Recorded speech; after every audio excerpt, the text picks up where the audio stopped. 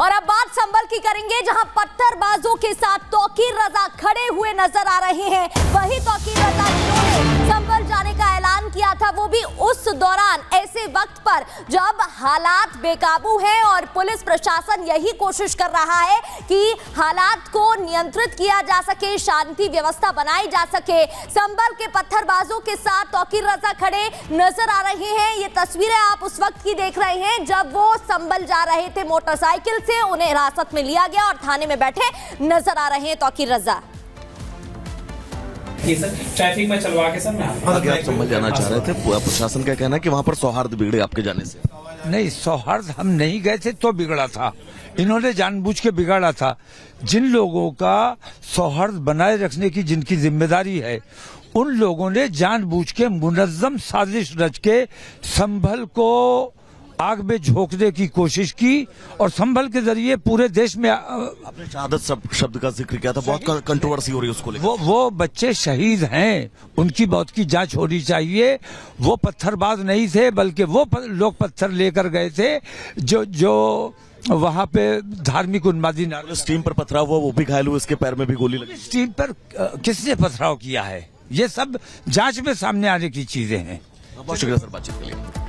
तो आईएमसी अध्यक्ष तौकीर रजा ने क्या कहा सुन रहे थे आप, लेकिन प्रशासन की तरफ से क्या कहा गया है। बरेली पुलिस के सर्किल ऑफिसर जो है पंकज कुमार ने कहा है कि तौकीर रजा संभल जा रहे थे, इसलिए उन्हें हिरासत में लिया गया, फिलहाल छोड़ दिया गया। सुनिए। देखिए, अभी आईएमसी के अध्यक्ष मौलाना तौकीर रजा साहब, अभी इनकी कॉल थी कि ये संभल के लिए प्रस्थान करेंगे जुमा की नमाज के बाद। इसी को कानून व्यवस्था को दृष्टिगत रखते हुए थाना सीबीगंज पर अभी आपको डिटेन किया गया है और इनको आगे नहीं जाने दिया जाएगा। हिरासत में है, गिरफ्तार किया गया जी, इनको हिरासत में लिया गया है और इनको आगे जाने से साफ मना कर दिया गया कि आप आगे किसी दशा में नहीं जा सकते। क्या होगा सर? पुलिस का अगला स्टेप यही होगा कि कानून व्यवस्था की स्थिति न केवल संभल बल्कि पूरे प्रदेश में बनी रहे और इसी को दृष्टिगत रखते हुए इनको रोका गया है।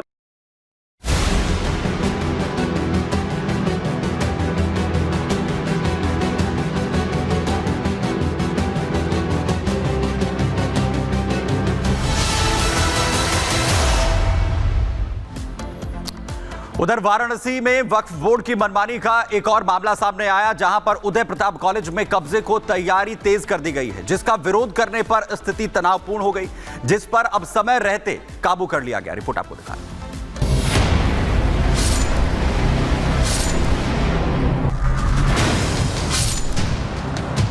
देखे जमातियों का जज्बा, कर रहे कॉलेज पर कब्जा। शिक्षा के मंदिर में मजार, छात्रों का भविष्य फंसा बीच मझधार। सामने आया वक्फ का लैंड जिहाद, आखिर कौन मचा रहा उत्पात। ज्ञानवापी परिसर का मसला अभी सुलझा भी नहीं है कि बनारस में वक्फ की कारगुजारी का नया कारनामा सामने आ गया है, जहां कब्र के कारीगरों ने कॉलेज पर दावा ठोक दिया है और इसे वक्फ की संपत्ति करार देने लगे। वक्फ बोर्ड की लैंड जिहाद वाली इस नई साजिश का खुलासा हुआ तो मामला वाराणसी के उदय प्रताप कॉलेज का निकला। 100 एकड़ में फैला है कॉलेज कैंपस, जिस पर सुन्नी वक्फ बोर्ड ने अपना दावा किया। वक्फ ने 2018 में कॉलेज को दिया था नोटिस, कॉलेज प्रशासन ने दिया नोटिस का जवाब। कौम ने चोरी छिपे शुरू किया निर्माण काम, कॉलेज में कब्र पर निर्माण का हुआ विरोध और देखते ही देखते शिक्षा के मंदिर में बनी मजार ने नफरत की दीवार खड़ी कर दी। हालांकि गनीमत रही कि समय रहते प्रशासन ने अवैध निर्माण की कार्रवाई पर रोक लगा दिया, नहीं तो कोई बड़ा हादसा होते देर नहीं लगती।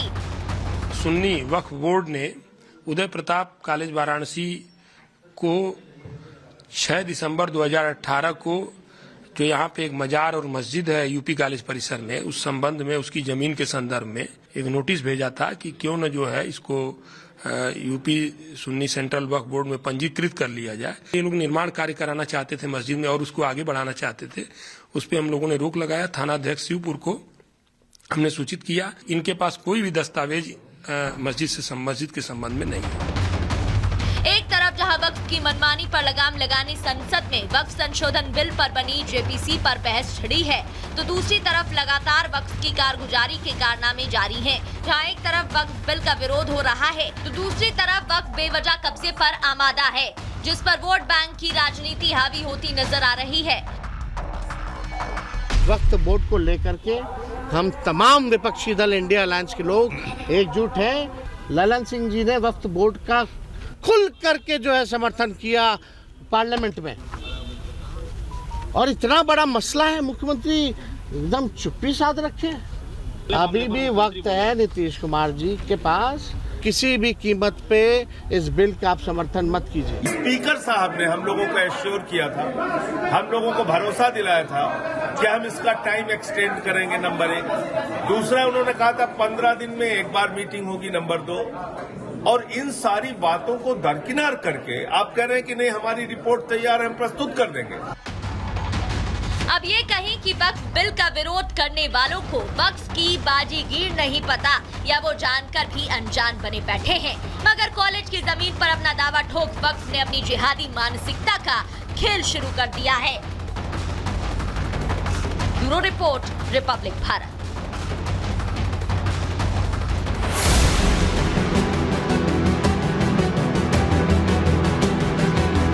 मस्जिद खुदवा दी जाए या मजार खुदवा दिया जाए तो कौन आदमी बर्दाश्त करेगा? इससे मुल्क के हालात खराब होंगे। और आगे बढ़ते हुए बात करेंगे राजस्थान की दरगाह अजमेर शरीफ की, जिसको लेकर हिंदू सेना ने जब से सर्वे की मांग उठाई है तब से देश की सियासत में उबाल देखने को मिल रहा है और सियासत गर्माती हुई नजर आ रही है। एक तरफ जहां हिंदू सेना का कहना है कि सर्वे होना चाहिए तो दूध का दूध और पानी का पानी हो जाएगा, तो दूसरी ओर मुस्लिम पक्ष की तरफ से कहा जा रहा है कि ये दरगाह हमारी थी और हमारी ही रहेगी। रिपोर्ट देखिए।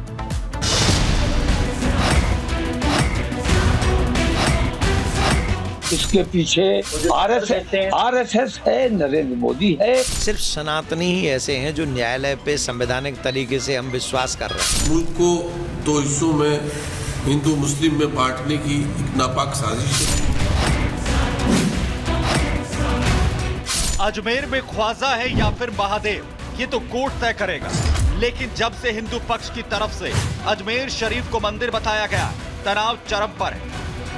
तो हिंदू पक्ष की तरफ से जिस तरह से अजमेर शरीफ दरगाह को बताया गया कि यहाँ पर हिंदू मंदिर है, आज उसी याचिका के बाद देखिए आज पहली जुमे की नमाज है। हालात यहाँ पर हर दिन की तरह सामान्य है। जिस तरह से लोग यहाँ पर पहुँचते थे हंसी खुशी, दरगाह में देखिए अकीदत के लिए यहाँ पर पहुँच रहे हैं। पुलिस भी पूरी तरह से चौकन्नी है, बैरिकेड भी लगाए गए हैं और जगह जगह पुलिस इस समय निगरानी भी रख रही है ताकि जो सौहार्द है, जो भाईचारा है यहाँ पर हमेशा की तरह कायम रहे और हालात यहाँ पर तनावपूर्ण ना बने। याचिका स्वीकार हुई तो देश की सियासत में दंगल शुरू हो गया। तो वहीं जुमे के दिन आज वहां हलचल भी देखने को मिली। अजमेर शरीफ में आज इस बात की चर्चा जोरों से हो रही है कि 20 दिसंबर को आखिर क्या होगा। बात करें तो हिंदू पक्ष की याचिका के बाद लगातार अब लोगों के बीच चर्चाएं इसी बात को लेकर हैं कि आखिर सुनवाई में आगे अब क्या कुछ होने वाला है। मुस्लिम पक्ष भी अपनी पूरी तैयारी किया हुआ है। जिस तरह से 800 सालों के इतिहास की बात कही गई, इनका यह कहना कि हाँ हमारे दावे मजबूत हैं और जिस तरह से यहाँ पर अकीदत के लिए यहाँ पर हर एक धर्मों के लोग आते रहे, ये परंपरा यहाँ पर लगातार चलती आएगी।